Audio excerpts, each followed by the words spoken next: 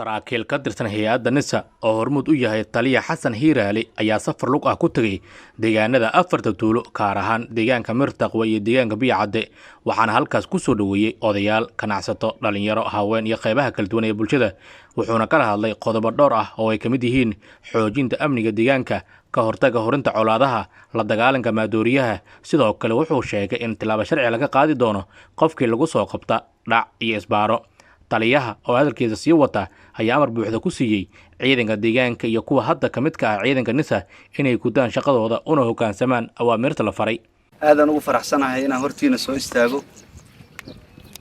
mar labaad iyo mar saddexaad weydin mahad celinaa ujeedada aan isugu nimiday amba waxaan loo kaga baahan yahay cid la arkabo way ka dheregsan tahay qoragan maalinkaan qaadnay waxaan u qaadnay ujeedada aan ka leenahay kulli waa ognahay maalinkii leedin diiwaan geliyo wixii ka horeeyay waxaan ahaynay dad iska caadi ah duruuftii deegaanka ka jirtay ee inta ku kaliftay qoragooda garabka saartay laakiin maanta waa ka duwanahay san shalay ahayn waxaan nahay ciidan kamid ah hay'adda nabad sugidda hoostaga guud ahaan waxa waaye tasiilaadka iyo taakuleynta iyo korjoogteynta iyo diiwaangelinta waxa hawshan wada waa hay'adda nabad sugidda qorshaha ay ka leedahayna waxa waaye deegaanadan inay nabadooda la sugo in cadawga laga qabto in furumaha nagu furan oo hadda jiro cadawga joogo aan iska dhaqaajino saan meelahaanba uga dhaqaajinay marka horta inaad ku tala gashiin waa lay diiwaan geliyey habartayda gurigeygan iskala jooga ma jiri doonto sidii askariya lagu maamulaa askariya tahay xeraa lagu dejinaa waa lagula xisaabtamaa shaqaa lagu diraa marka waxyaabahana loo kaga baahan yahay oo shalay saan rabna aan yeeli jirna laakiin maanta aanan noo suurtagelayn inaan samayno waxaa ka mid ah mar haddaad askari naqatay oo diiwaanka dawladda gashay sharciga ku qabanayo xaqna waa leedahay xaqna waa lagugu leeyahay xaqa aad dawladda ku leedahay waxa waaye inaad garaamkii hesho wixii dhinahayo wuxuu ahay la ballan qaada la helo caafimaadkaaga haddii ay wax kugu soo kordhaan in dawladdu waxay ka qaban karta ka qabato adigana xaqa lagugu leeyahay waxa waaye inaad meel allaala meeshi dawladdu kaaga baahato oo deegaanadana in lagu diri karo inaad ka shaqayn karto in dagaala la gelaahe aad dulqaadkeeda yeelato hawshaasoo dhanaa lagaga baahan yahay shalay haddaad aheeday qoragaaga adugu laheedo saad rabta yeelaysa qoragaaga haddana waa leedahay laakiin saad rabta kuma yeeli karta qoragu waa xakamaysan yahay sharciyuu leeyahay waxaa la rabaa inaad ku dadaashiin xabadaha micna darrada loo ridaayo horta inaad iska joojisiin waa qodob in laga fogaado isbaarooyinka iyo jidgooyooyinka iyo dadka masaafurka in la gacmaystana in laga dheeraadana iyaduna waa qodob laydinkaga baahan yahay weliba haddii la isku arko oo qodobkaas isbaarada qofkii lagu arko waxa waaye xaalkiisu ma dhowo hay'adda agteeda waxa waaye sharci dheer u maraa waa la fogeynaa hadduu ka waantoobi waayo